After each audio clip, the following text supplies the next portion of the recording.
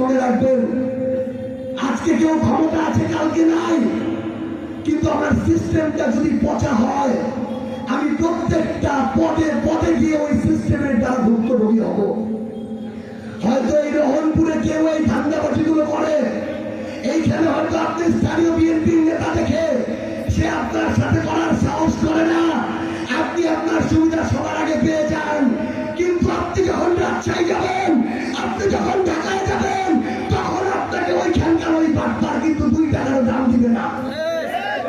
ওই জায়গায় ওই ঢাকা মেডিকেল কলেজে গিয়ে, ওই ঢাকার কোর্টে গিয়ে, ঢাকার ওই আদালতে গিয়ে আপনাকে কিন্তু হেনস্থার শিকার হতেই হবে। তাহলে আমাদের কি করা লাগবে? আমাদের সিস্টেমটা ঠিক করা লাগবে। আমাদের অন্যায়ের বিরুদ্ধে দাঁড়াইতে হবে। অযোগ্যদেরকে যদি দেওয়া হয়, স্বজনপ্রীতি করা হয়, তার বিরুদ্ধে দাঁড়াইতে হবে। আপনারা দেখেন নাই, ঢাকা থেকে শুরু করে বিভিন্ন জেলায় ডিসি দেওয়া হয়েছে, অথচ তাদের নামে দুদকে মামলা চলছে। অন্যদিকে আমাদের এক ভাই জনাব সারওয়ার আলম সিলেটের ডিসি ছিল, শুধুমাত্র মাজারের টাকা লুটপাট বন্ধ করতে গিয়েছে, তাকে একদিনের মধ্যে ডিসি থেকে সরিয়ে দেওয়া হয়েছে।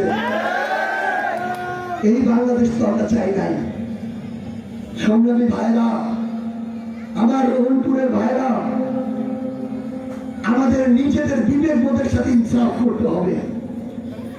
আমরা শুধু একটা কথা বলতে চাই, আমি আমার বক্তব্যে আওয়ামী লীগকে নিয়ে এত বেশি কথা বলতে চাই না। পৃথিবীর ইতিহাসে কোন স্বৈরাচারের পতন হওয়ার পরে, পালিয়ে যাওয়ার পরে, পৃথিবীর হাজার হাজার বছরের ইতিহাসে কেউ কোনোদিন আর ফিরে আসে নাই।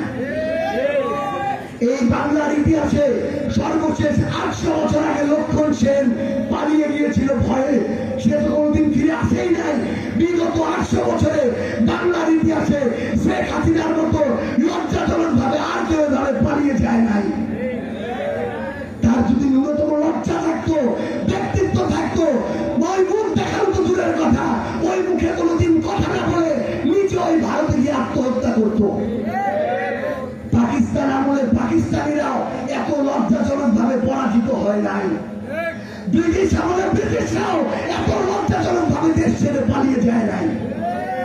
তাহলে এই বিষয় নিয়ে কথা বলে সময় আমরা নষ্ট করতে চাই না।